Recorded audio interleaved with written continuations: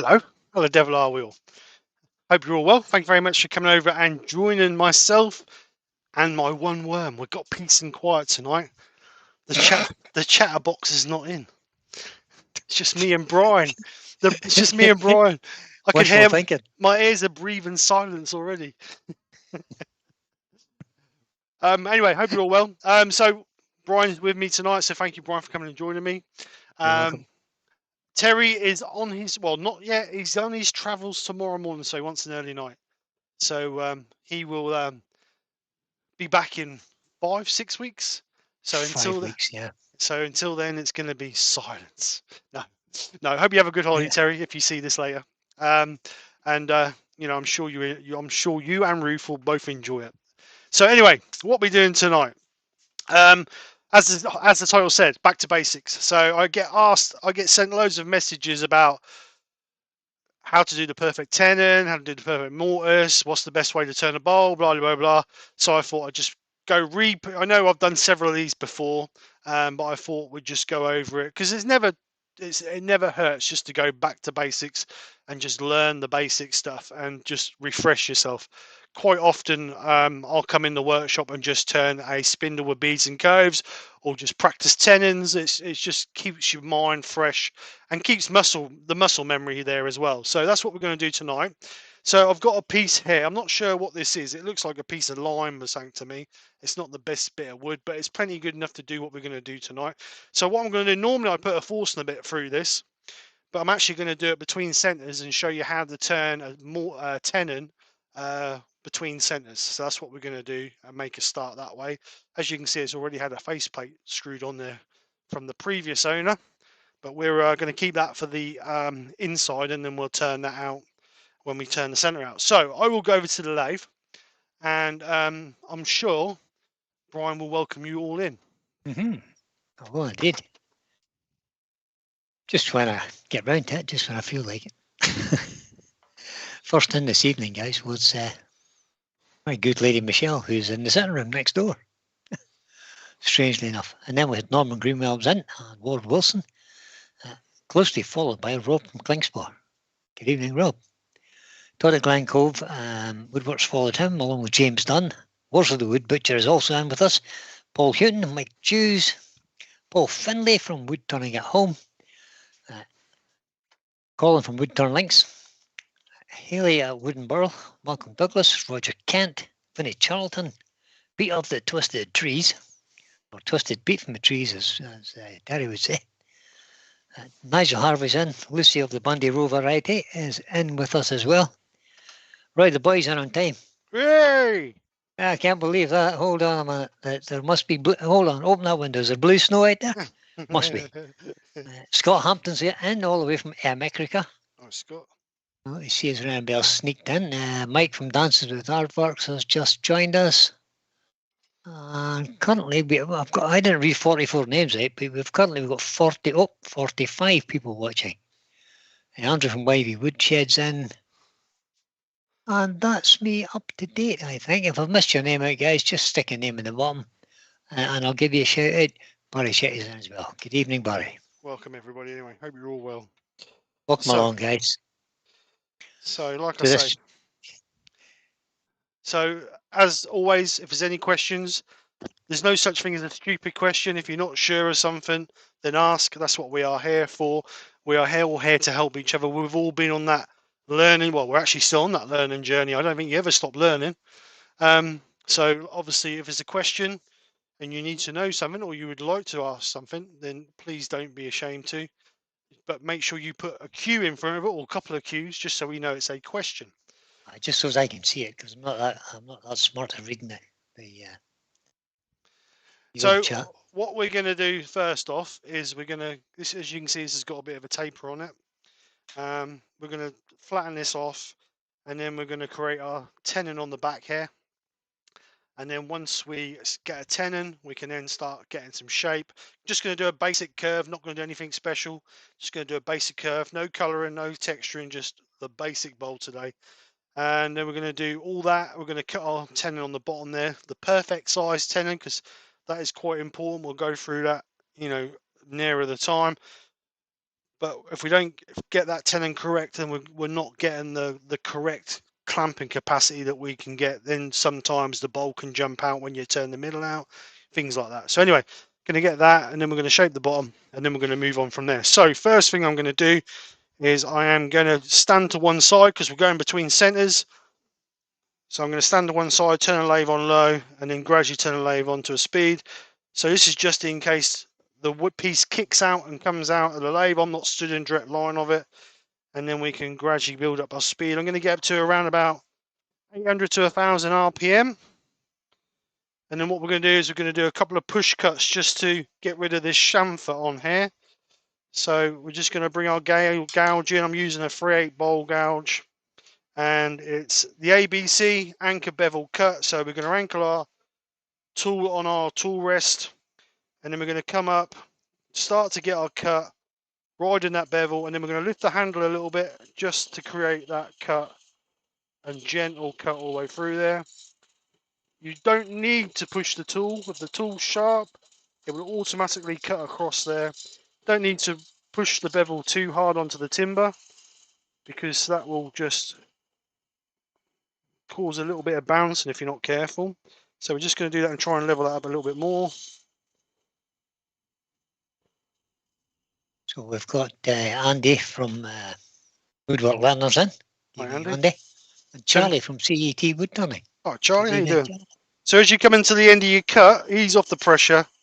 So you just ease past and you're not shooting past. You see so many people pushing hard on it and then go shooting past. So there's our round blank, nice cut finish. Always nice to have a nice sharp tool. So what we're going to do is we're going to mark off for our tenon. So I'm just hoping this is oh yeah, it's finished. So we had the conversation, I think it was last week, we had the conversation about this thing I made. Said it was too small for a 46mm tenon. I actually done this one. So fancy tenon size. So this is for the Record Power SC3 and SC4. So 54mm tenon, 42mm tenon for the SC2. No, SC2. Sorry, that should be SC3, 4 and 2. So 54mm tenon for the SC2 and 3. No, 3 and 4. And 42mm tenon for the SC2. I need to change that. And then you've got... I hope there's one of them in my gear package, you know. There will be. And then obviously a 34mm mortise for the SC2 and a 46mm mortise for the SC3 and SC4. Need to change that. So obviously we're using the SC4 chuck, so we're going to need the 54mm tenon. So what we're going to do is I'm going to get a pencil and we're going to measure this line here. Let's go onto a camera you can see. Can you see on that one? This line here, my center is between these two lines here. So I want 54mm. So it's 20. Nice picture of your shoulder. Sorry, put it on a different camera. You'll be able to see better than mine. There you go. You can see better on that one. That's better. Right. So 54, 57mm. So there, round about there somewhere.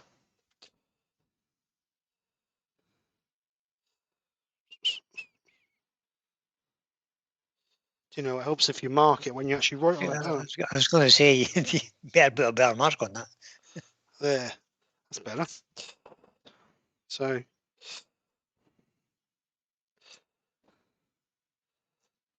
let's get that on there. So what I'm going to do is I'm going to cut to that. That's slightly over. And then what I'm going to do is I'm gradually going to work it down until we use the gouge for the 54mm. The gauge, you mean? Gauge, that's the one. So you're going to use the gouge first to cut the thing.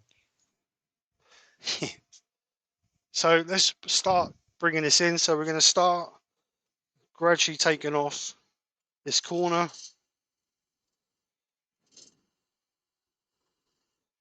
Nice slow cuts. Don't need to have any pressure on the tool. Let the sharp gouge do all the cutting. Keeping my handle nice and low. So I'm actually using the gouge as a slicing action. It's actually slicing on the cutting edge rather than scraping. If I had my handle up high, you'd end up with small shavings like that off of it. We want to use it as a cutting edge, so we're going to come down, handle low, and we're creating that cutting edge. Rob McClingsport has a question. He says, regarding the mortise or tenon, how do you choose which? Well, a lot of people don't like seeing a mortise in the bottom of a finished piece. I personally don't really see the big issue. I can understand from a professional side that you don't want people knowing how it was held in a chuck as it returned. But as a hobbyist, is it really a big issue? But it's down to Not your really. preference. It's down to your preference, really. There's a little bit more work removing the tenon. I have done a few little bowls where you use the tenon actually as a little foot, but you have to be careful with that you don't overmark it when you clamp it.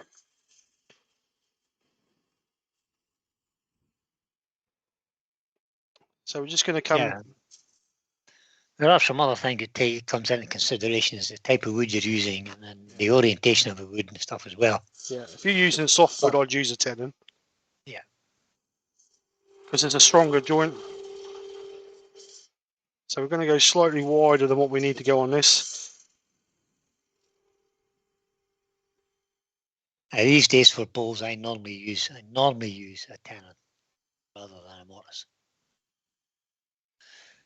purely for the aesthetics on the bottom. Yeah, and I think that's the big issue with people, isn't it?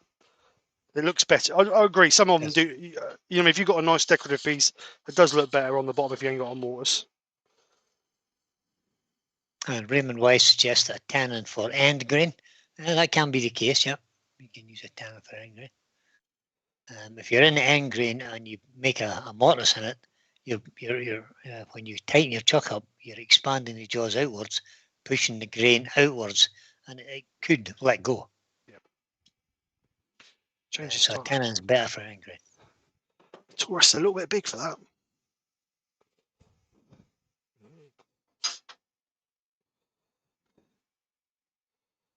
Pete says he thinks it's a bit like pop fit lids. If you have to use two hands to open a box, turners do it because it wins competitions.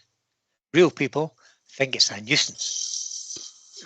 And he's quite right. I hate to have to pick up a box, go to lift the lid of a box and the whole box lifts off the table. That's just not a lot of use. I want to be able to take the lid off a thing without holding it and then popping the lid off. Yeah. It's kind of pointless. Rob that's the Prof in. Good evening, Rob.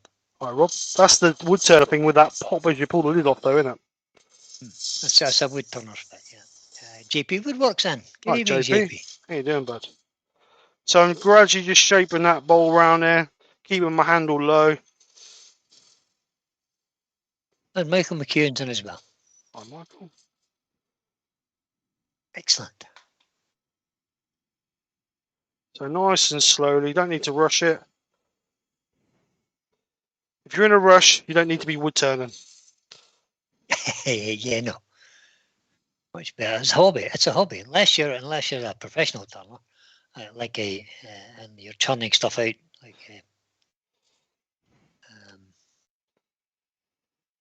to sell. Why hurry? Take your time. Enjoy your hobby. Exactly. That's what I think.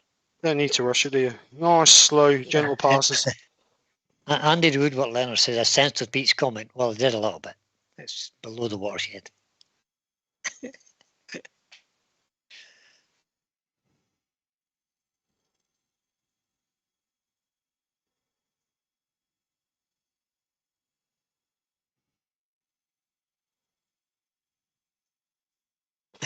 JP says, try telling Wayne that you don't need to go fast. Well, yeah, but Wayne has kind of one speed. Well, two speeds, fast and flat out. He's not a slow turner. No, never has been, I don't think.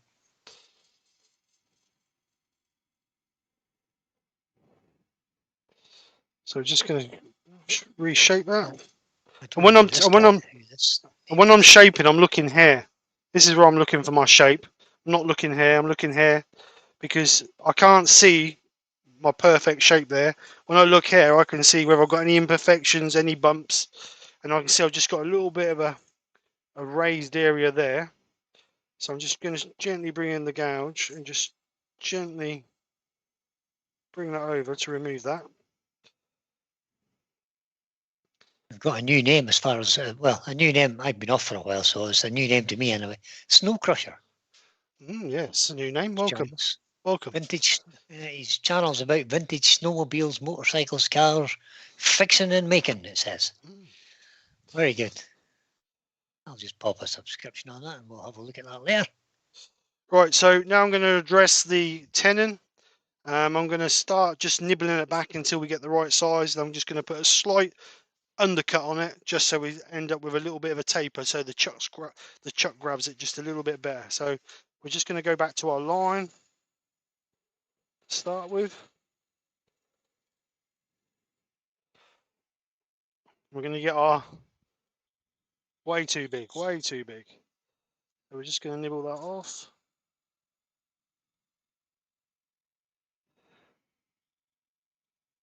Still too big.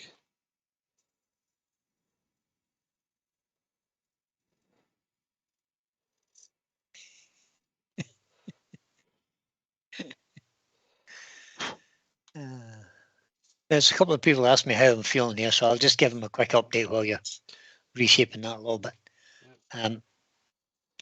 Some of you will know that I had a bit of a problem, that I blacked out and fell over and unconscious for a while. But that's kind of all gone by the wayside, and I've had my heart checked and everything, and I'm grand. The heart's fine. Don't know about the rest of me. But then I had an accident and I fell out of the tractor. Don't laugh. I fell out of the tractor, broke 2 ribs in my back.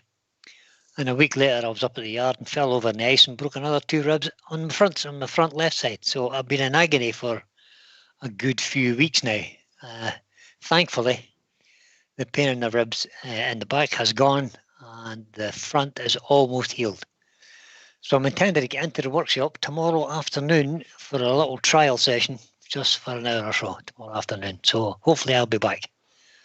But thanks everybody for your concern and your kind comments. Right, so there we go. Perfect 54mm tenon. If you can see that, can you? Let's put it on the camera that you can see. So perfect 54mm tenon, as you can see.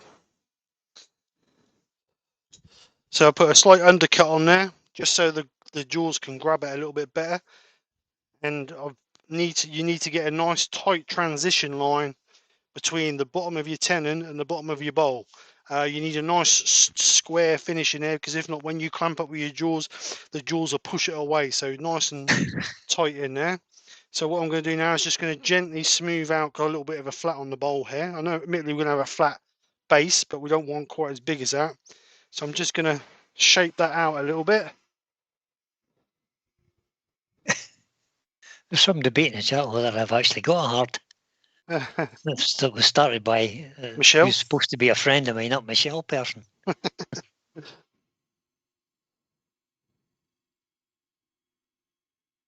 Thanks, Haley. Andy, the Valley Woodturner's in. Good evening, Andy. Hi Andy, how you doing?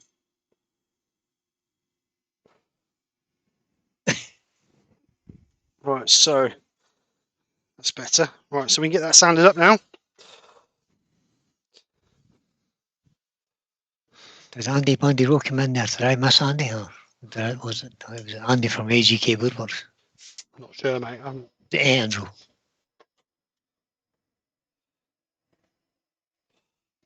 So we're going to sand this up to 240 grit. Starting off at 120. What? No 80 grit? God. Sorry. Good work with the tool then. Very soft bit of wood.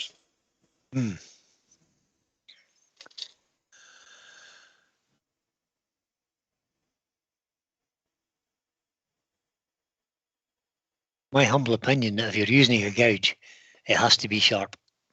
There's absolutely no point in trying to cut timber with a blunt gouge. Nope. You're just wasting your time. It's hard And it will work. make it, yeah, it'll make your work harder and less pleasurable. Get the gouge nice and sharp. Yep. It's hard work. If you're trying to cut with a blunt gouge, it's hard work. Mm-hmm. It's like trying to cut a piece of wood with a blunt saw, isn't it? It's just Yep. you're fighting it all the time. You won't get a cut on it. I'll try and skip across the bit of wood.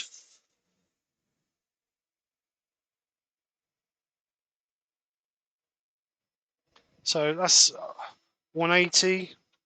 This is 240, final one.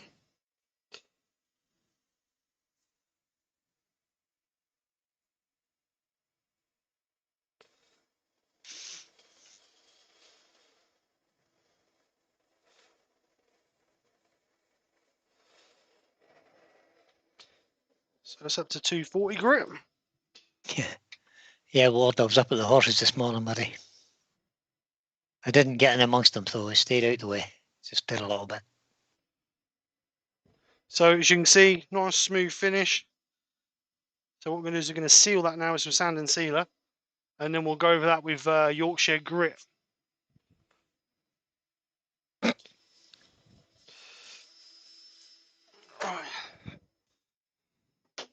So Andy the Valley Woodturner is just about to open the box on a new 3D printer. Ooh. Good man.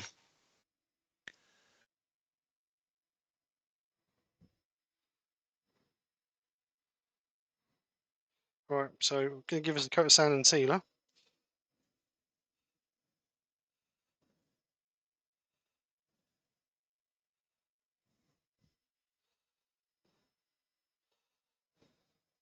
Going to give this a couple of coats of sand and sealer just to seal the wood before we move on to the next stage.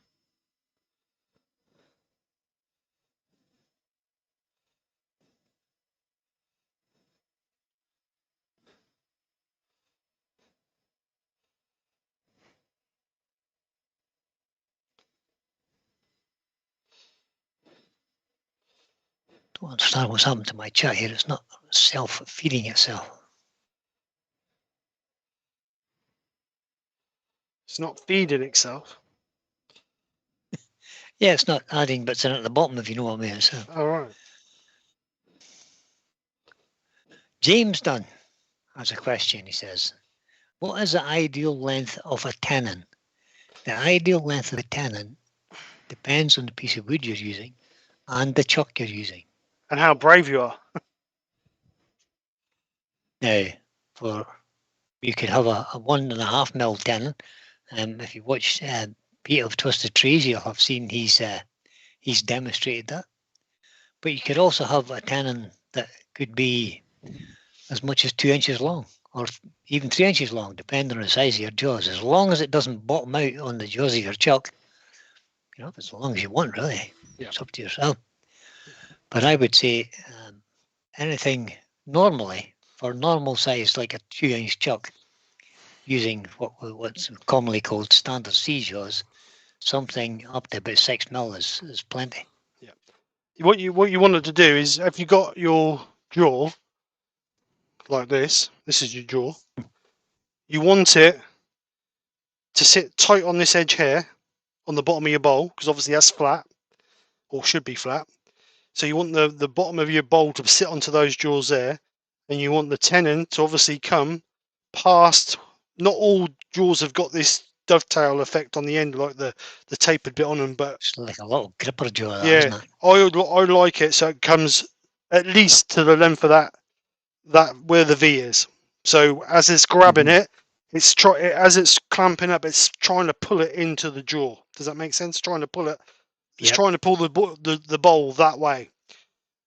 As long as it's no longer than that distance there, and it's not hitting the bottom of the jaw, it's fine. It doesn't really matter.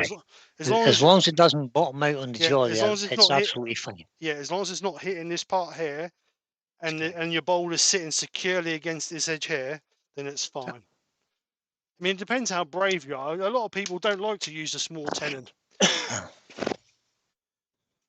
There's no real reason to use a tiny small tenon. There's no if you could use something between 4 and 6 mil, as long as it doesn't bottom out on your chuck jaws, you're fine. Right, But so for bigger pieces of wood, you want a bigger chuck, which will have a bigger depth, so your tenon size increases with the size of the piece of wood. yeah, exactly. Mark Beck at RPT says, Right, Mark. evening, turners, watching with no sound, I'm in the pub. Right, so Yorkshire grit. Gonna turn this off, turn it down. It's about 500 RPM. Mike from Nance's Darwork says, I'm too much of a tight arse for a 6 mil tenon. You're not going to waste that much timber. Yeah, that's what it boils down to as well. It's a whole quarter of an inch. Andy is quite right. Record Power also say that you don't have to cut a dovetail on the tenons for their jaws. You're 100% correct in saying that, Andy. They do not recommend it. Because the jaws are designed with, I think it's what they call a bird's beak on the end. Yep. So when you close it, it actually grips into the timber itself. The only time I would ever do something there would be if it's an extremely hard wood like teak or something that it would be difficult to squeeze. Everything else you don't need to have it, but that's for regular power jaws.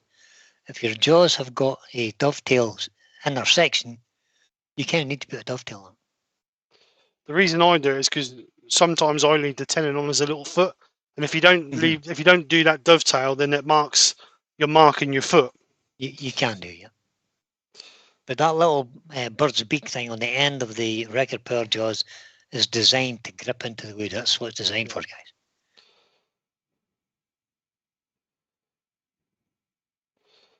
Right, so we're going to work this Yorkshire grit in, speed the lathe up a little bit.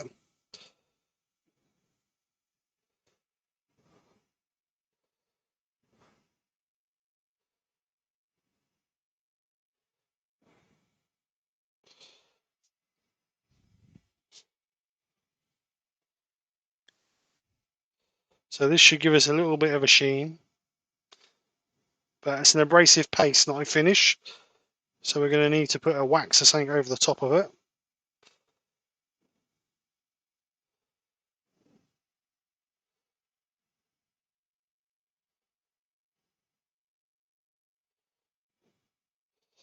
So we're now going to get a bit of clean tissue.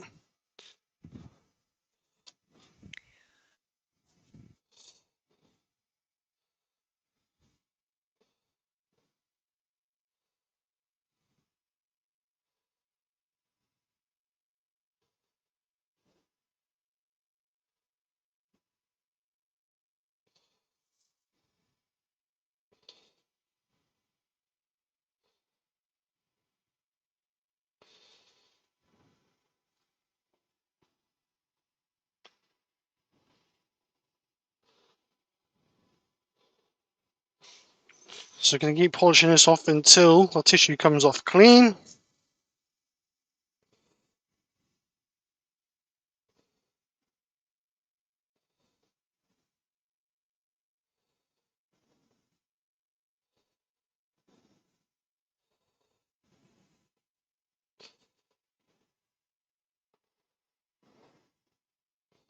Like so.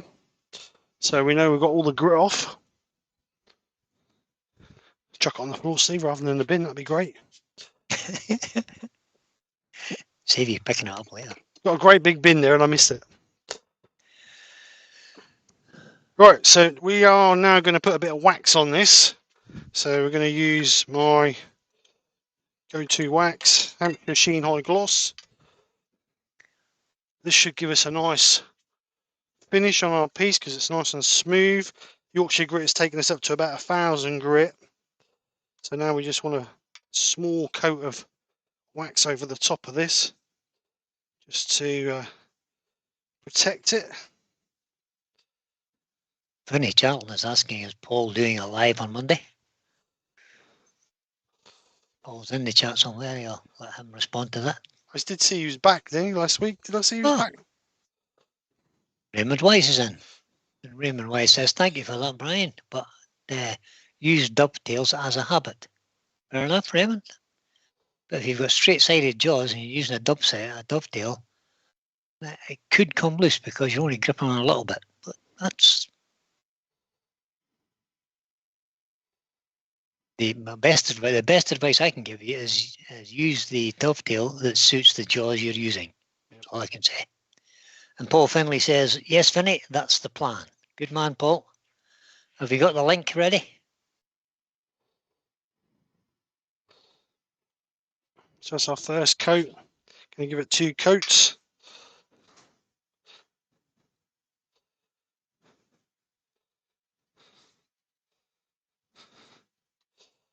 So this will be our final buff on the outside anyway. Mike G says, so quiet tonight. We could get used to this. No, don't be getting used to it. No, it's not. No. It's not going to last forever.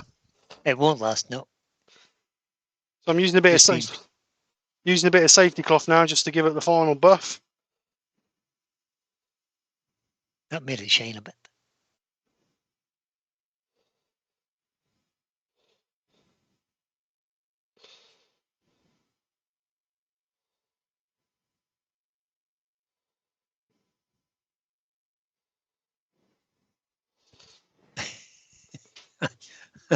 Andy Woodward Leonard says, I know, Mick, no abuse. It's heavenly.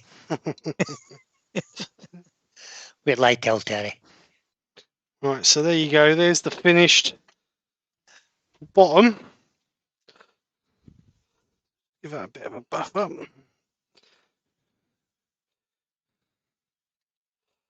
So there's our finished bottom.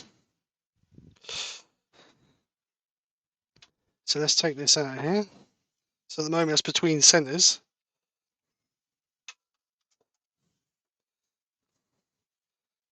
There you go. Nice bit of wood that is. Don't know what wood it is, but nice bit of wood. It is. Oops.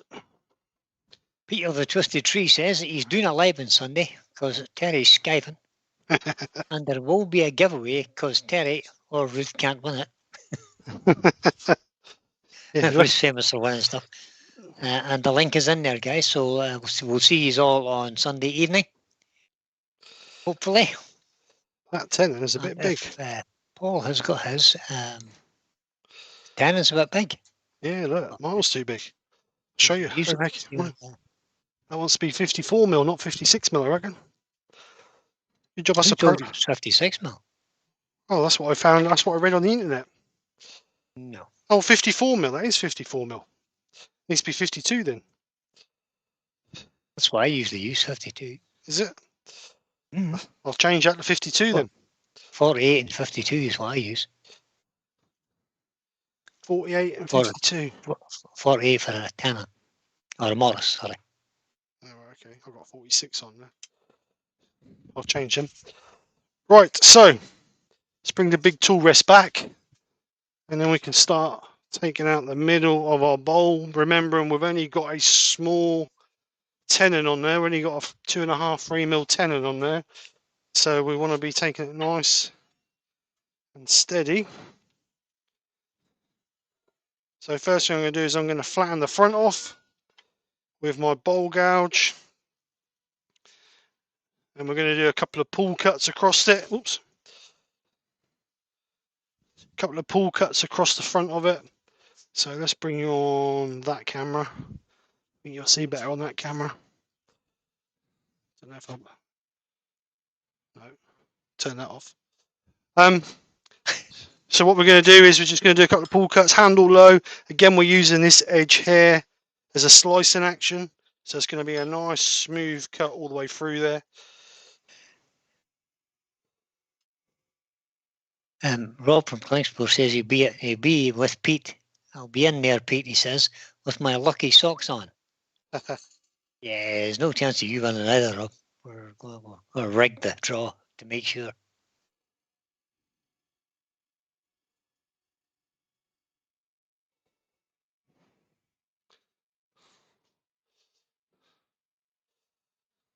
Andy Woodward Leonard says, Steve, you often drill a 54mm for a mortise with a 54mm Fosner bit, is that right?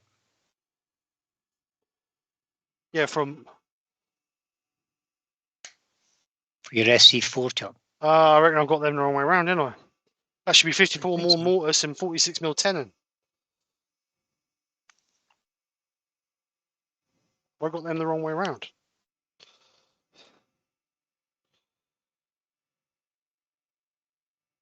I don't know. I'll double check that.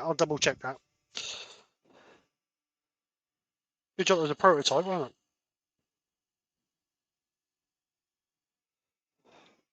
Yeah. So Pete says, having said that, he's talking about the gap between your jaws now.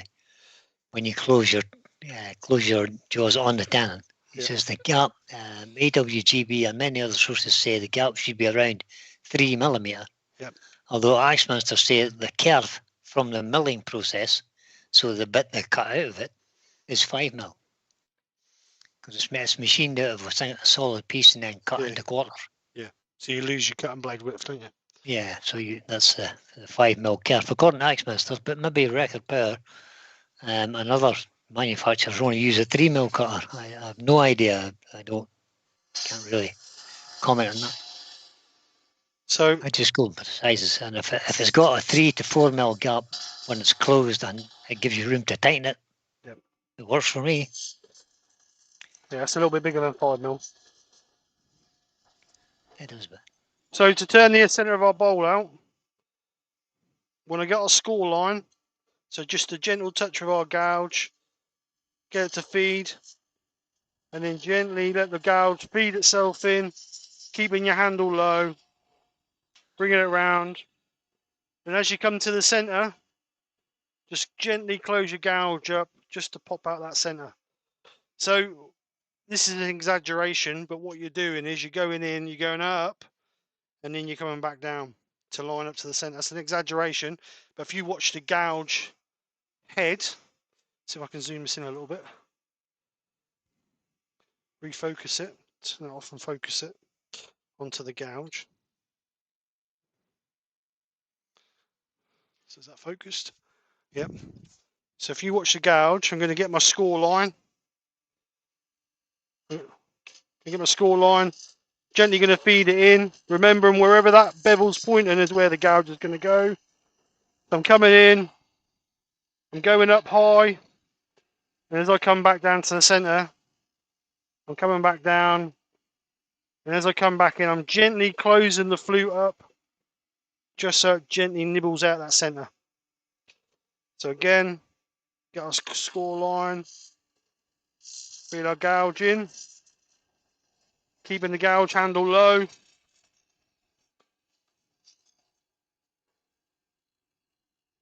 Now I'm going to start bringing the gouge handle up to come into line to the centre. And then gently close the flute up to get rid of that centre. So remember, wherever the flute is pointing, the bevel is pointing, is where it's going to go. So if you're going in with your bevel like that, you're going to go in at that angle. If you bring your gouge over like that and go in like that, you're going to go straight in. So if you want a straight side bowl, then you need to obviously lean over your lathe and push it in. So we'll do a couple of cuts like that. So we're going to score our line again. And we're going to bring our handle. Go on. Rob from Klingsport says, question. I have seen several people say that they do the arc towards the centre. Why not go in a straight line? Well, you're pushing into the cut. If you go across, sometimes you can get a little bit of jittering. The way you're going in is... Go on, sorry. I would also point out, if you're going to go straight across, just parallel straight across with your tool rest, you're actually not using the cutting edge of the tool correctly. You're not engaging the bevel. You're scraping rather than kind of scraping it. Yeah. That's what you would do with a carbide cutter. You would put it in horizontal and just run it along your tool rest. But with a gouge with a bevel, you want to be not riding the bevel, but rubbing or gliding the bevel in across the bowl. What we want to be using is this edge here is a cutting edge, not as a scraping edge. So all this here is slicing like that with the tip of your bowl, with the tip of your gouge here. So you're slicing it. If you was going in straight like that, you're actually scraping it, like Brian said earlier, you're scraping it off. And Peter's commented as well, he says it's the arc is to help to keep the bevel contact. Yeah. And that's exactly what it's saying. So obviously, if you want to go in more of a steeper angle, you've got to bring your gouge further over, and you can see that wherever the bevel is where my cut's going to go. So we're going to bring that arc in again, and as we come around, bring the handle up, close the flute up a little bit.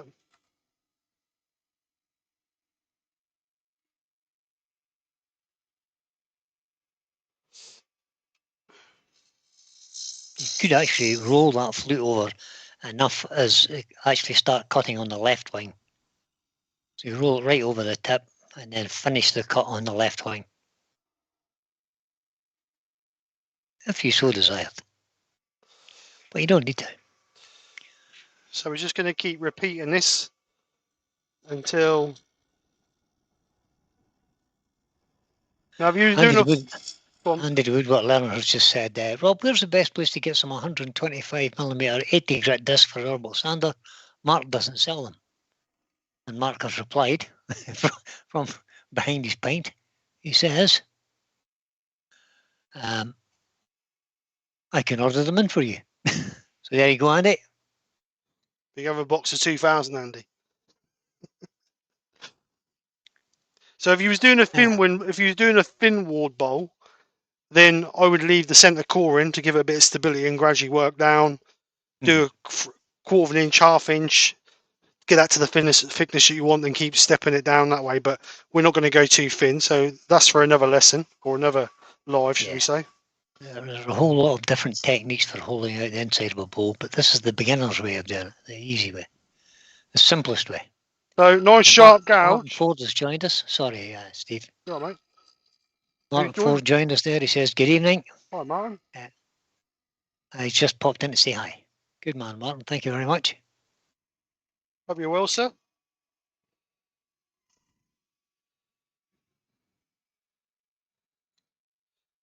So we've got quite a bit of meat in the bottom. Rob from Klingsford says, we have over 50,000 products, so an outlet can never stock everything, but can easily get them within a few days.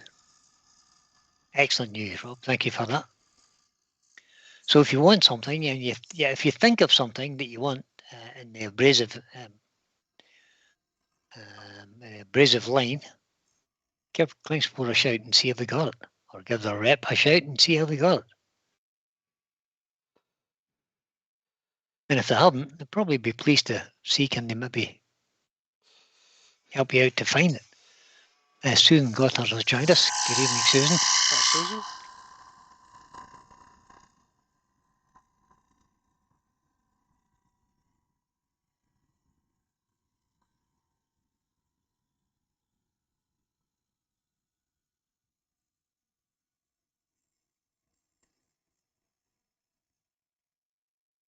Benjamin's in too. Oh, no, Ben. Stand by your beds. Ben's in. Hi, Ben. How are you?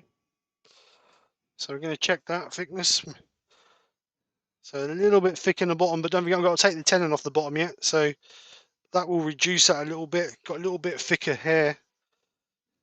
So I think I'm just going to take a little bit. You can see there I'm getting a little bit of chattering where it's a little bit thin now. So it's starting to mark on there. You can just vibrate a little bit. Yeah, you just see the chatter marks.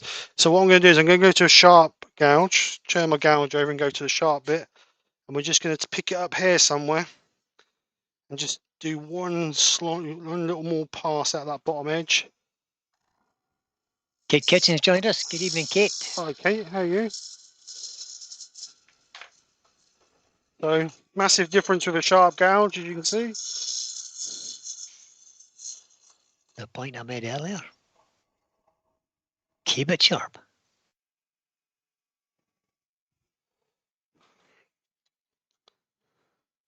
That's better. That's why if anybody asks me what I need to start, if anybody asks me ever, what do I need to start wood turning, you need a set of tools, but you need something to sharpen them with.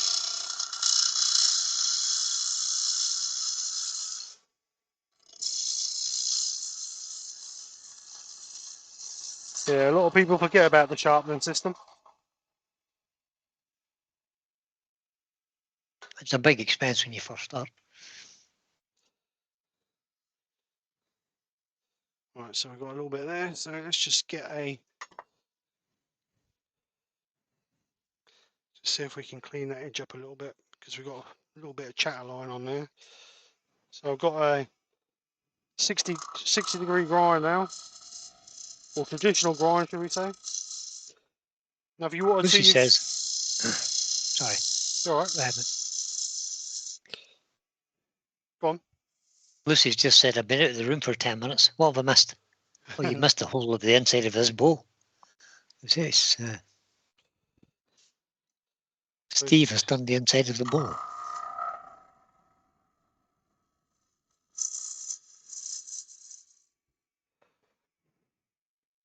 This can sometimes be a very frustrating part, particularly for beginning turners, to get this curve on the inside of the bowl just so as it feels the same all the way across. Yeah, and I think the finger and thumb is the best way to find it. If you close your eyes and just rub your fingers around it, let's say the bottom's that's from about there. It's a little bit thicker, but I've got to remove my tenon yet. So, but other than that, I'm happy with that. I've got a little bit of a chatter line on the top that I'm going to have to sand out, because I'll get a scraper in there. I think that's going to make it even worse. So yeah, sometimes if you're doing a bowl like this and you get that little chatter mark where the rim is vibrating, don't be tempted to keep going after it with a gouge, because 9 times out of 10 you'll just make it worse, particularly if you're only starting out. Sand it out, it'll be fine. Yep. So let's just refocus. And then practice again on your next one. I mean, I'm not a great lover of scrapers. I know the scrapers have their place, but I think if I was using a scraper in there, that would do exactly the same, because the bowl's actually flexing, so it's not really going to solve any issues. Right, so let's get this sanded up. So I'm using a 50mm disc in a sander, or a drill, should I say. And what I'm doing is I'm just running it to the edge of my bowl.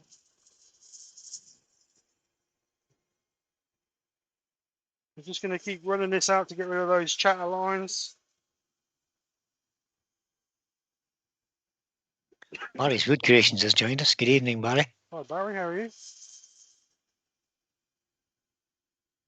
And Lucy pointed out that Roy the boy was here on time tonight. Was.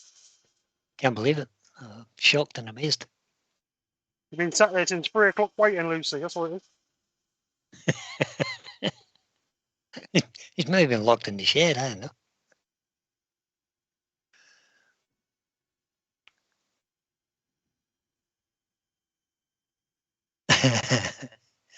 And he says, Brian, a guy thought he had a bowl. Yeah, he was doing it nice and smooth until I showed him how to feel it. He could feel the ridges then. Indeed.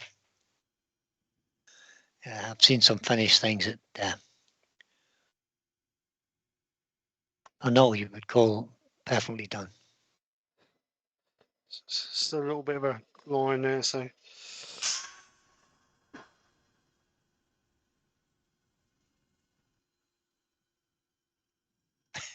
Pete from Twisted Trees. Yeah, you've got some imagination, Pete. He says, got to drink vodka at the moment. He says, Robert Klingspor. He says, I'm recovering from COVID. And it says, drink clear fluids. I think they mean water, Pete.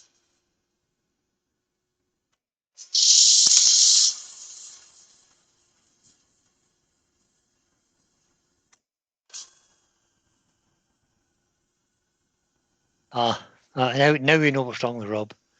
He says, I'm having a few beers tonight, but in my defence, I have been at the head office for 2 days of meetings. Oh, no.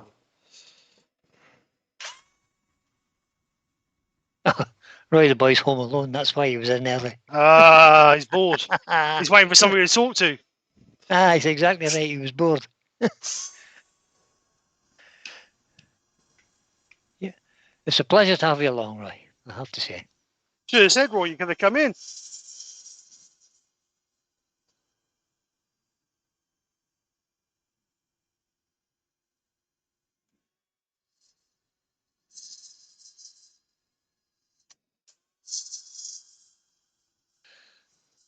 So to keep that nice crisp line there, we're not bringing the edge of our sandpaper past that line. As soon as you bring that edge over, it's going to start wrapping over and rounding that off. So to keep that nice crisp line, we're just running our sandpaper right to that edge. Don't know if you can see on that camera, but right to the edge, like that. And that's as far as we're coming. And that keeps that nice crisp line on that edge. Oh, Roy's been home alone all week. He says, bliss. You wait till I Peace see and- Diane. Peace and quiet. Is that what you're trying to say? Right. Hang on, just let me press record. What did you say? Just say it again. I'm not reading it out again. You'll have to take a screenshot, send it to her.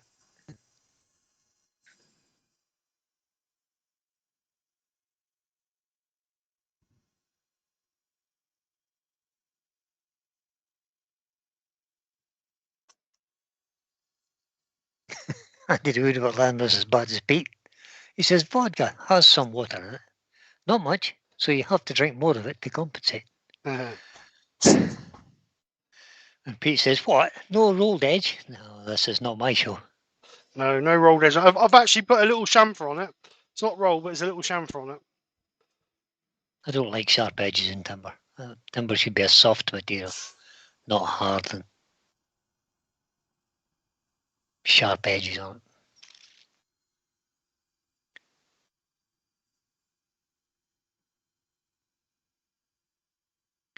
But that's just my humble opinion. Well, maybe not so humble.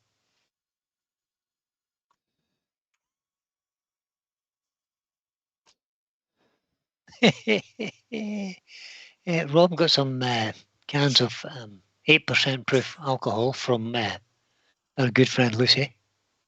And he says, Lucy, I drank both cans sitting in the garden. It was okay, but then I stood up and someone started to spin the garden.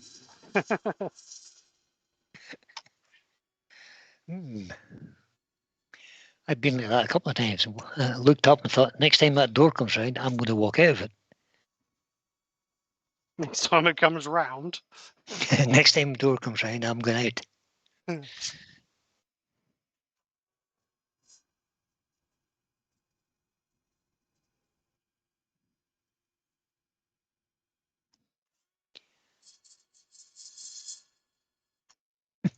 Benjamin says at work, we often find meetings to be very unproductive. So we had a meeting to see how we could make meetings more productive. That sounds about right. Did you not have a meeting to arrange the date for the meeting?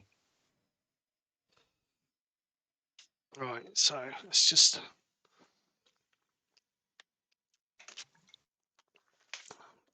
So a bit of sand and sealer. Lucy of the Bundy Row says, Brian, are you planning to go to Harrogate this year? I am indeed. Say, I will be at Harrogate unless circumstances dictate otherwise. Ain't gonna be far away, is it? Soon come round. Well, the way this year's gone already, It's horrendous. January has disappeared, and we're 9 days into February. I mean, goodness sake.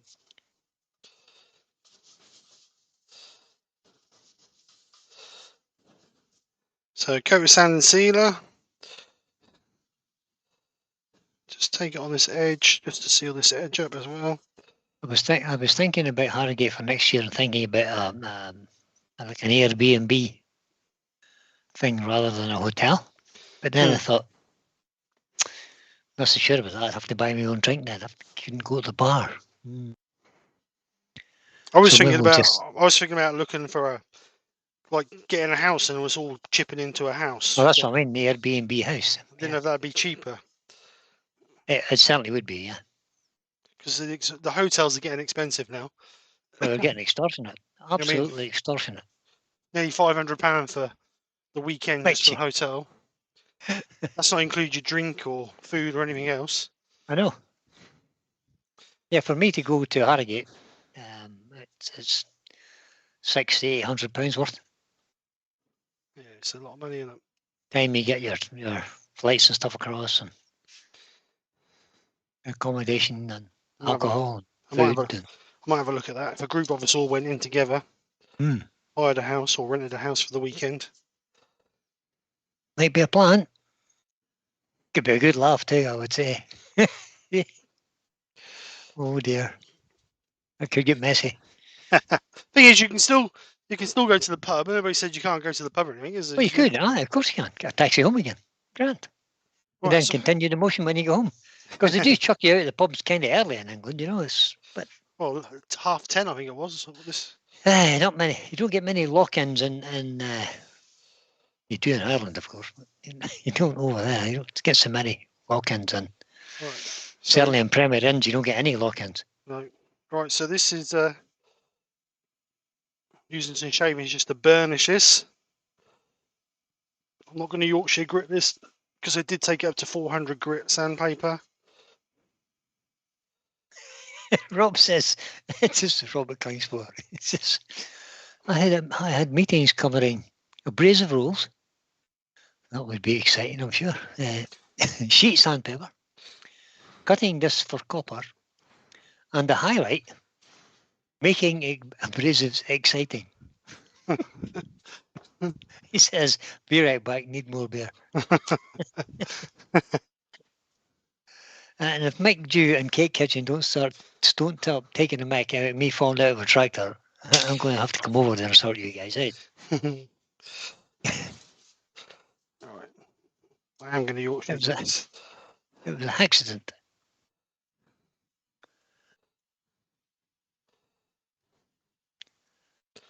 Martin Ford wants to know, is Pete going to the Midlands? Yes, I believe he is. I believe he is too. I think him and Is this the New York show you're talking about? yeah. Right. I think him and Joe and Glyn will be there Friday and Saturday. I think so. I'll be there Saturday. Pete's definitely going. He's going Friday and Saturday, he says. Ooh, no, you lost that. Pete says, they're talking about Pete drinking water again. Pete says, have you seen what fish do in water? Yeah, but they don't live in your tap. True.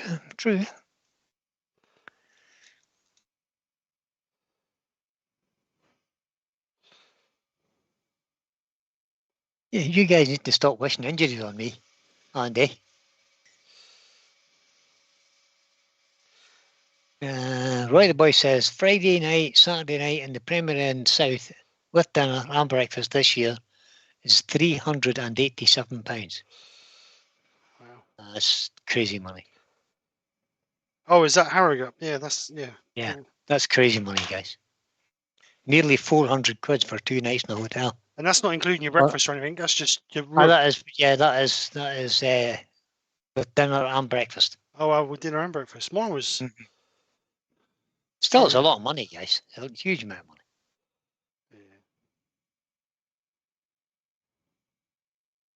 That's almost a month's pension for me, isn't it? Goodness sake. Well, not really, but half.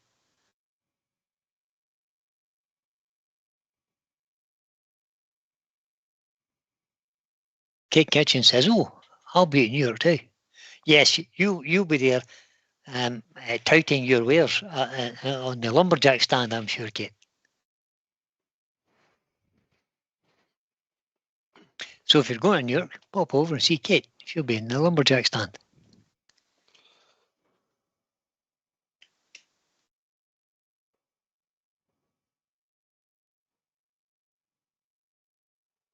So just wipe all this off.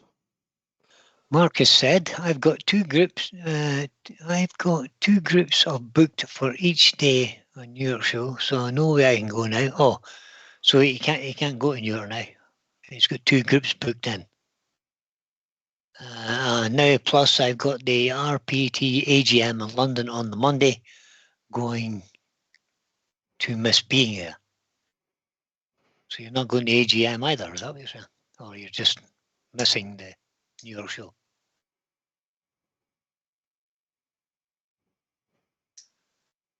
I think it means he's missing the New York show. I think he's missing the New York show. Yeah. Oh, he can be everywhere.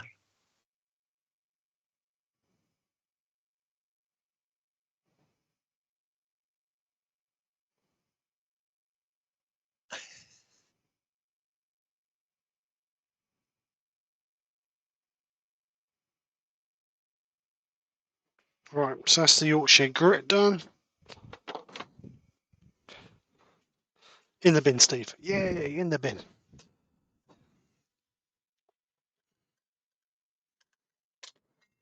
Kate says, of course, and I wouldn't have it any other way.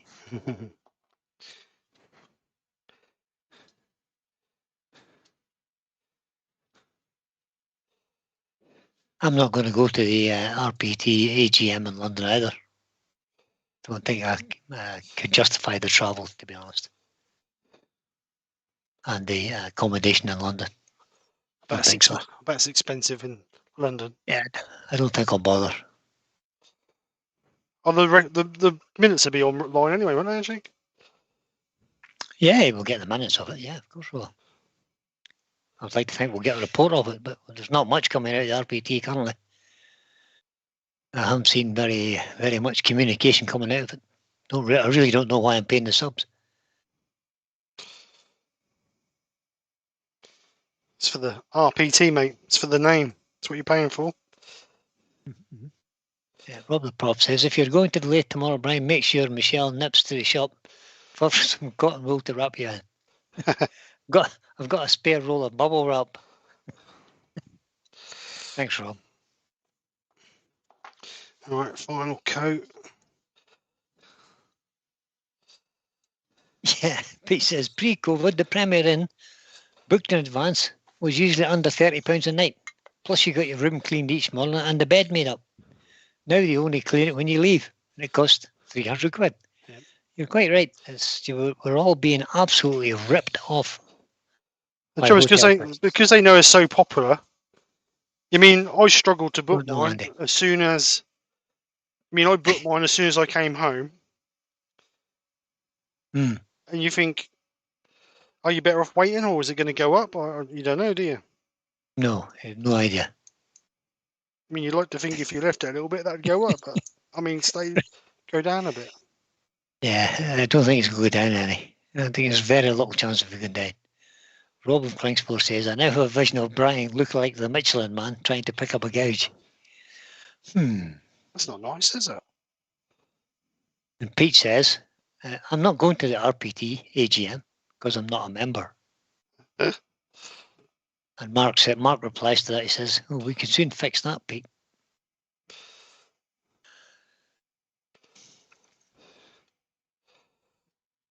Right. That's Andy says, Brian, do they have a Zoom option? I don't know if they do, Andy. I haven't seen any communication about it yet. They may well do. If they do, I'll join in. If they don't, I won't. So we need to remove this tenon now off the bottom here.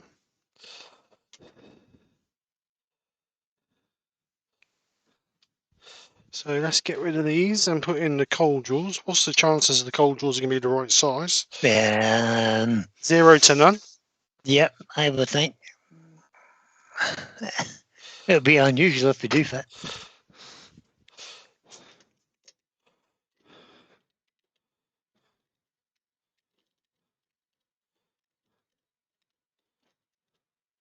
Yeah, Ben says, Steve, not to mention that they've earned the interest on that booking, or do you only pay a deposit?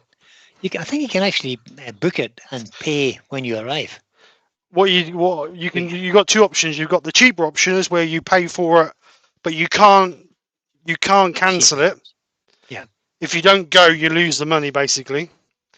And the other option is you can do it in advance. You can book it, but you pay as about £60 or £70. You pay more, but you can cancel it up to 1 o'clock on the day of arrival. Yeah, that's and correct. you pay on arrival, which is what I normally do. I normally just in case something comes up and I can't go. At least I've got the option. That's what I did. Not last year, but the year before. At least I've got the option then. Ooh, look at that. Oh, hang on. That's for off-centre turning. Oops. Yeah, don't put it on. Interesting. Don't put it on there, Steve. So what you're telling me is that the little rubber things don't fit. Well, wait, you see I'm putting these in the wrong place now, guys. Been there, done that. So, I reckon About there. What do you reckon? What's half the width of your bowl? Measure it out. Measure from the centre outwards. So the half the width So the is diameter, half it. Measure 85 from millimeter. centre outwards. 85 mil.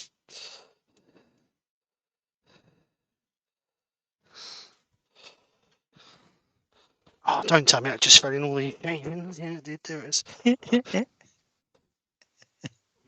85 mil. Rob from Haley at Woodenborough. Rob, are DJ Evans and Bury St Edmunds all up and running with Clinkport stock? Please. As I know they're going to become a stockist. Oh, you do you? And Rob says, yes, Hilly, they have a dedicated woodturning section now with Klingspor stand with all the products. So you can now get your Klingspor stuff through DJ Evans as well. Yep. Good job. I think that's too much. I think that's too small. Yeah, must be up one. Todd at Glen Cove says they need to make a cold jaw with concentric rings to make it easier, to make alignment easier. I just drew the rings on for me. I did stamp it with the sizes on it. I actually just drew lines from hole to hole. Just use what do you call them markers? Permanent marker. Sharpie. Sharpie, that's the one. That's the word I was looking for. Used a Sharpie and drew lines on it. It helps.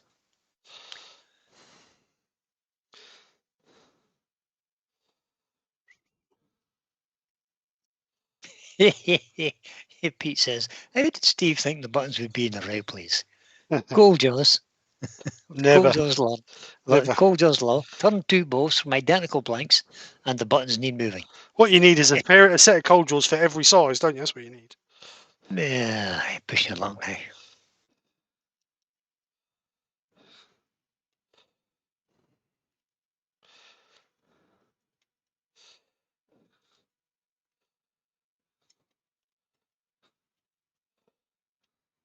Pete says his code does have machine lines on and I can still get it wrong. I still get it wrong too, Pete. Sure, it's half the fun. Adds to the excitement of turning.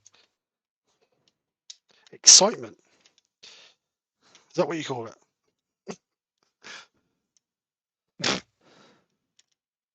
Todd has just suggested, Mark, can you get a discount in SK114 for Brian now that you're sponsored?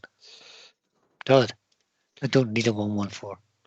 He's got a Patriot. You don't need a 114. I don't need an overpriced chip.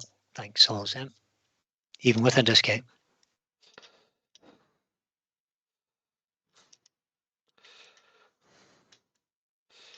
Right. Drum roll, please. Let's see. They're all in the right place, I don't think. Oh, it's looking good. It's looking good. Oh, I'm not so sure. Right, have a little bit of faith.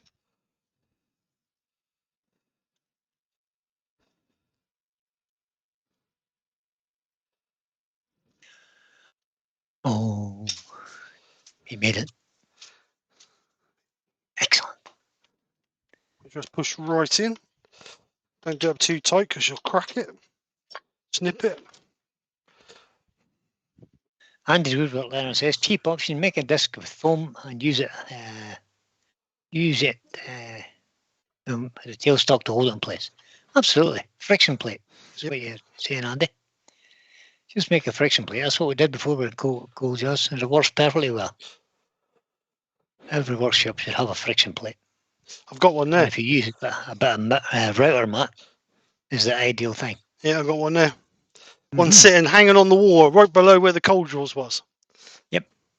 But if you've got cold jaws, you could use them. Don't look very central, do it? Right, so what we're going to do is we're going to turn this tenon off. I think Rob is speaking from experience here. He says, don't try to get away with 4 pegs when trying to reverse a thin-walled bowl. I can imagine what happened there, Rob. Right, so it's just... Thanks, Rob. We're going to push into the bowl. They've got less chance of hooking it out.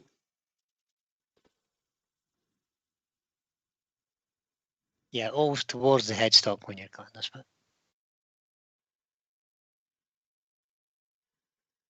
To keep the pressure in rather than out.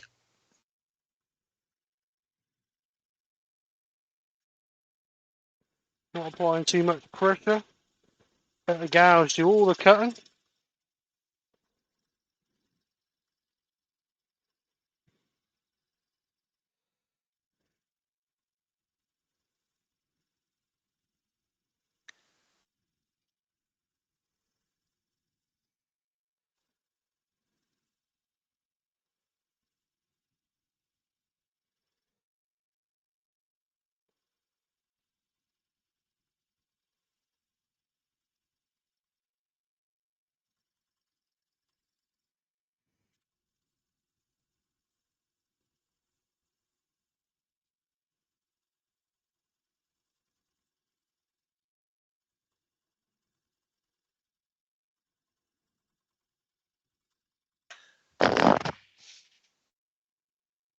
So just nice little slow passes.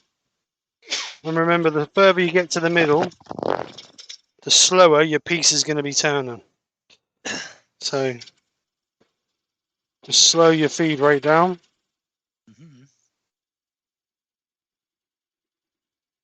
Martin Ford says, along with jaws, question mark, expensive. Yes.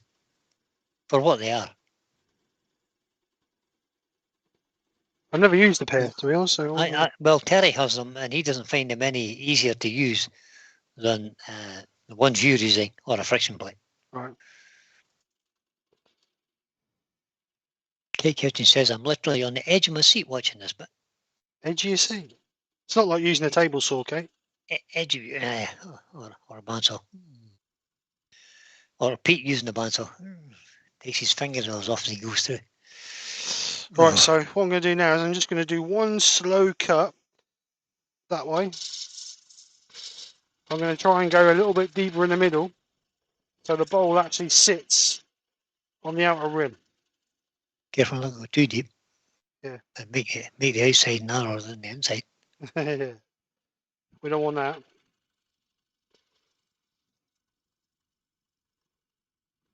Yeah. When I first looked at the Longworth jaws, Ben, I thought all you had to do was turn a dial and the things would clamp in. But apparently not. You have to turn a dial and then lock them into place. It's kind of same thing as you do here. Or it's two plates that you roll between each other. Yep. And it's just as a bit of a faff to. And then you still got to go around and do up every single button anyway. You do, yeah. To tighten up, yeah. You do right. So we're just going to sand that up. So I never bothered. Where do you draw the line? The trouble is, there's that many things in the wood turning world. Where do you stop? That's the question, isn't it? Yeah, exactly. I did what Renner says. I use thin exercise mats for the padding, as I don't exercise anymore. Who said that? Who said that? Andy would well learn.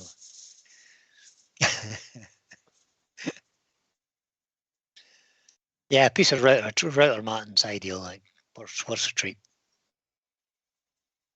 Or if you have an old exercise mat lying about, yep, go ahead, use that. But you may watch that it doesn't twist on the matting. You don't want it too thick either.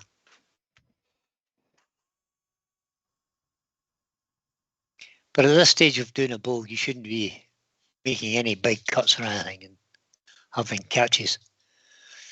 Fingers crossed, he says.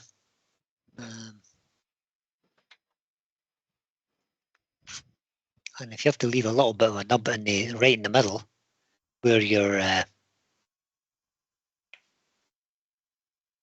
live center is touching the bowl, you can easily sand it off. And Mick Hughes says, Steve, you stop when you run out of money. That's kind of about right. Mm-hmm. Or when you think you've got enough, but then there's always another tool. When you need a bigger workshop. Or in some cases, when your good lady missus thinks you've had enough.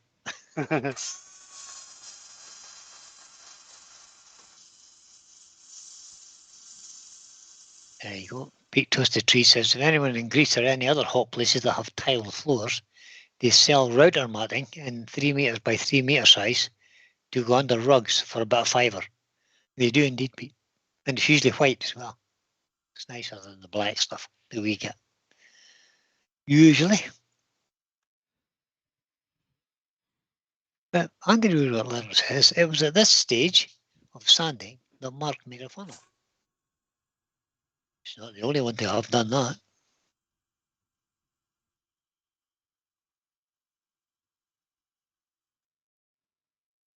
I can hold my hand up to that too.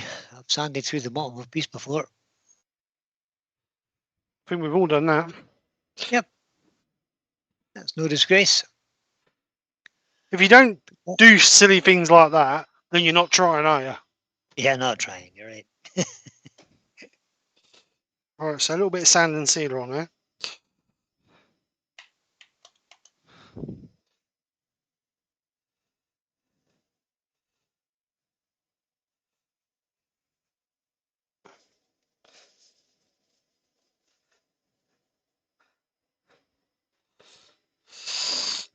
So we're just going to get a bit of shavings and just...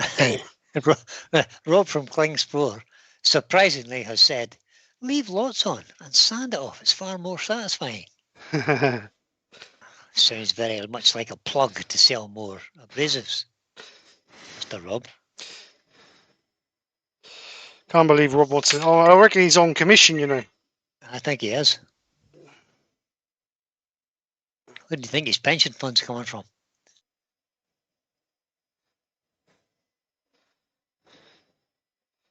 McHugh says, yep, it just becomes a lampshade at that point. It does indeed.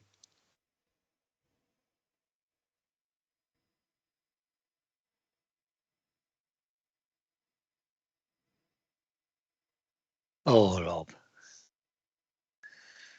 He says, Andy, that was when he used cheap and nasty abrasives. It will never happen again now because he uses Klingspor. Oh. And in brackets, he says, Mark, I swear, if you do. Oh, dear. Maybe you set somebody up for failure there, Rob.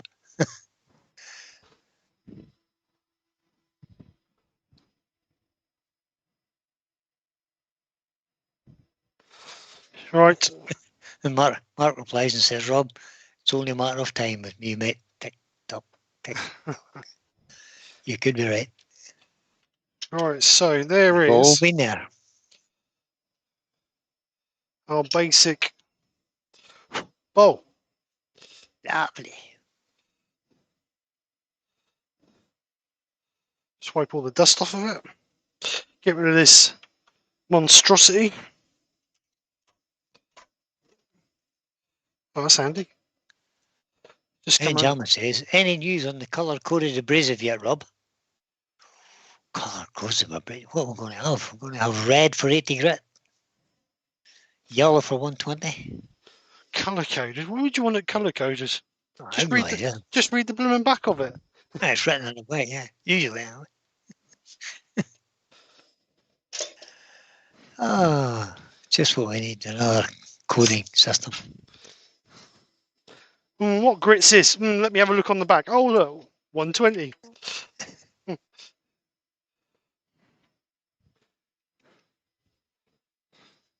right, put that back on the wall.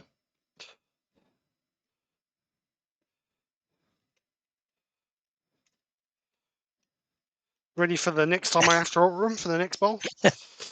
Rob's replied to Ben, he says, yes, Ben, never going to harm. The cost would be huge. Says Ben. Right, so let's have a look at this. Right, there we go. Just a basic little bowl, like we said we was going to be turning. Simply turn on the outside, just simple wax on it. No mortise, no tenon. Just smoothed off the back there. A little bit of a contour on the back there, so it sits on this outer rim when it's sitting on the thingy. Finish size is 165 millimeters by external 43. Oops, 43. It's got a crack in it now. Internal. Didn't drop it. 40 mil. So it's 3 mil difference in the bottom. Got a dink in it now where I've just dropped it on the lathe. Look. Andy says, 50mm discs rarely have the grit size on them. You've been doing this long enough now, Andy. You should know what the grit is just by touching it. Yeah, definitely. If you have them organised, they'll all be in a row, so you just pick up the one you require. Mark says, Ben, it wouldn't work anyway. Woodturners would never remember what colour it was, and most are colourblind anyway. I was thinking more along the lines of, could you get the manufacturers all to agree on the same colour coding? I don't think so. No. That would be a bigger issue. 50 pretty- manufacturers with different colour codes, that would be great, wouldn't it? Yeah, one's got red as 240, one's got green as 240. And Yep, it's pointless. Just write it on the back, it's fine.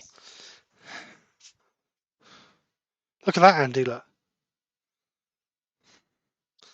Oh, it says 180. Let's see if I can get a different one. No, you're right. 120's in got them wrong. Pete says, Andy, you spent a fortune on designing the print so it misses every 50mm disc. Yeah, it's just on the little bit that's left over. Yeah, that's what I do, Kate. I just write it on the back with a big fat marker pen. It's about being organised, isn't it? If you're organised, when I cut them on the laser, I just mark it on the back. Yeah. Not an if issue. you don't just chuck them on the bench, actually put them in a sequence so you need them. Exactly. So in a little abrasive holder. Very nice little bowl, Steve. there you go, basic bowl, little basic bowl. Nice little key or sweet bowl.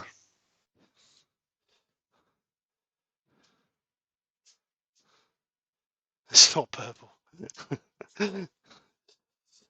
So, like I say, it was all about just basic tool control, basic bowl turning, nothing high tech. At the end of the day, if you didn't have a set of cold jaws, you could just put a mortise in the bottom there and just leave the mortise in there.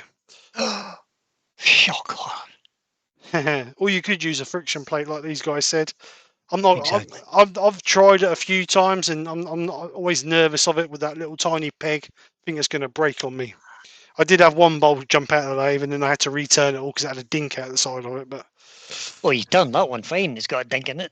Yeah, I know. Because you That's dropped it. Again. Right, let's bring Brian back. That's the kind of thing I do. Yeah, it's got a dink in the corner now. Where is it? There, right there. Mick, If you can see it. well, I can. Mick G says, let's enjoy these next few weeks. Peace and tranquility. Yeah. He'll be back before you know it.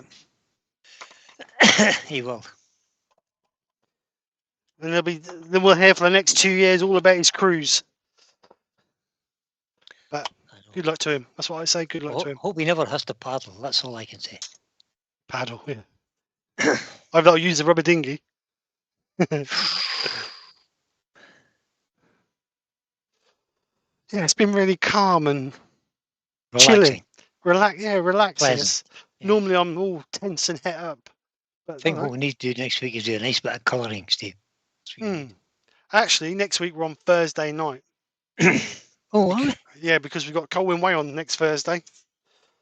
It's the 15th next Thursday, isn't it? Special guest here, man. Yeah, Colwyn's coming in on Thursday, the 15th of that's February. right. Excellent. Oh, because I was supposed to be doing Friday night, wasn't I? Yeah. Well, if you're not, it don't matter. Yeah, I know. But you never know. You never know. So yes, next Thursday night we will be here. So I will send a link out. I will put the link up Tuesday, maybe Monday, Tuesday, just so people know. And then that'd be interesting. I hadn't had Colwyn on for a little while. He couldn't get on last year; he was too busy. So it'd be good to have him back on. I was touring America last year. Yep, hear all about his new. If you've got questions about, think about the questions for Colin for next week, and let's grill him about his American trip. Yep, and his new venture as well. Be good to hear about that. His new venture. That's right. Yeah, it'd be good to hear about that. That's right. So Pete of Twisted Tree says, I have 6 projects planned covering Terry's lives, so he can't trick me into doing a 7th. No doubt he'll try. Mhm. So yeah, be interesting, be good, be good. Right. So other than that, I won't be here Sunday. I am at the gun club on Sunday. Looks like it's going to be pouring down the rain as well, so that's going to be interesting. So I will. It's on. So other than that, I will be back on Thursday, the 15th, Next Thursday. next Yep. Thursday. So Pete is covering for Terry, as you just see in the chat, Sunday. for the next umpteen weeks until Terry's back. Yeah, 6 weeks. Yep. So make sure you go over and support Pete. Pete. Is it the usual? Yes, Mick. Paul It's Finley's on Monday. Paul Finley's back. Good man. Paul Finley's back on Monday. Yep. Yeah, Mick. That'll be at 7:45, normal time, mate. 7:45. Usual time. Just swap the days because Colwyn can't do a Friday night. So we said we would do. I'd have a word with Brian, and Brian obviously wasn't doing lives at the time, but we said that if he was doing lives, then we would swap on that particular week. We would. Could be 3 foot deep snow. Not here. If We just got rain here. We ain't got no snow. Yeah, if there's 3 foot deep snow where Steve is, we're all in trouble. Yeah, we've got no snow here. It's just wet, wet, wet. We've had 4 Steve days of almost lived continuous. below sea level. We've had 4 days of continuous rain, and it's getting monotonous now. We have as well, Steve. It's been terrible. Yeah, it's been horrendous. So much for this heavy snowfall we were supposed to be getting. So, but anyway, right. So if there's no more questions or no questions, then I think we will knock it on the head. Oh, So Doug Miller's on Tuesday as well, so according to Word. good. Forgot about Doug. Don't forget, if anybody, I've got loads of pictures of people doing this fairs already, but if you'd like to do one and send one in, then please do for the hashtag week. So it's a sphere, whatever size you want, hand turned, no jigs. It's got to be hand turned. And if you want to colour it, colour it. If you don't, then don't. It's just up to you, totally up to you. But it's a hashtag sphere. So get those sent over. Get those sent over to me by next Friday, and then I will get them ready for the montage on Sunday. So I might try and turn a sphere tomorrow. There you go. Nice and easy little project. It's a nice little spindle turn project. Not be too heavy. So thank you very much. Thank you very much for that comment, Lava. Yeah. Laura Vineo says, thanks very much. Enjoyed that. Thank you. Glad to see you over. Hope you enjoyed. Hope you come back again. Yeah, come back and see us. Yeah. Right, so other than that, I'm going to clear this mess up now. Seeing as you lot Good made idea. me turn all this mess, make all this mess in my workshop. And I will see you guys. Still not able to do one in time, Steve. Well, you've had 2 weeks. Yeah, but he's not well. He's not very well. Well, in 2 weeks, you could have sat there sanding it. He could have sanded it, yeah. You could have sat there with a bit of colour-coded yeah. sandpaper, sanding it like that.